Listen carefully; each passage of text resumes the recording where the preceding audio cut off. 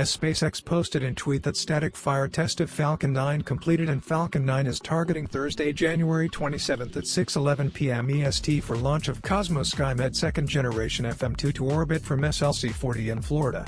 For any European space agency, Falcon pricing, Arianespace and ESA have increasingly sought multi-year political mandates that force member states to agree to launch all possible payloads on Ariane, Vega, or Soyuz rockets. Only after Vega suffered multiple launch failures and its Vega C upgrade ran into multiple delays was Italy apparently able to consider launch alternatives for CSG-2 instead of delaying its already delayed launch by another year or more. Designed to monitor Earth's surface towards a variety of ends with a technology known as Scanning Aperture Radar, SAR, the roughly 2,200 kg, 4,900 pounds, satellite is headed to a circular polar orbit 620 kilometers, 385 miles, above the planet's surface. Designed to launch on the primarily Italian-built Vega C rocket, which is itself designed to launch up to 2,300 kilograms to low Earth orbit, CSG-2 will instead launch on SpaceX's much larger Falcon 9.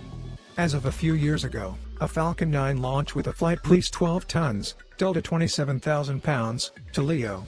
According to manufacturer Avio, Vega C is designed to launch 2.3 tons, 5,100 pounds, to LEO for about $40 million.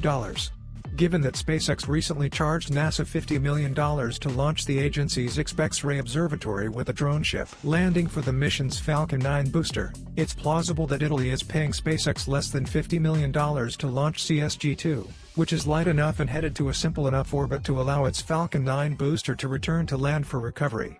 According to CEO Elon Musk, the complexity of a drone ship landing and at-sea booster recovery adds significant cost, perhaps up to several $100,000, to any Falcon launch that requires it. As such, Falcon 9's return to launch site, RTLS landing could single-handedly shave $500,000 from CSG-2's launch price, making it even more cost-competitive with Vega. Thanks to the launch window SpaceX and ESA have settled on, CSG-2's launch could be quite spectacular, and for more than just the crowd favorite Falcon 9 RTLS landing it will include. Set to lift off just 15 minutes after sunset, the twilight sky, clouds permitting, will be dark plumes of both stages. The mission's RTLS landing will only enhance the effect by adding the interaction of the exhaust plumes of both stages as CSG-2's Falcon 9 booster flips around and boosts back towards the Florida coast. The Sunday may even backlight the booster's exhaust during a re-entry burn performed a few minutes after stage separation, hopefully resulting in a spectacular light show that lasts several minutes and is visible for hundreds of miles in any direction. CSG-2 is the first of 3 SpaceX launches scheduled in 6 days. The company aims to launch CSG-2 at 6:11 p.m. EST on January 27, Starlink 4 to 7 around 6:15 p.m. EST on January 29, and Roll 87 as early as the morning of February 2.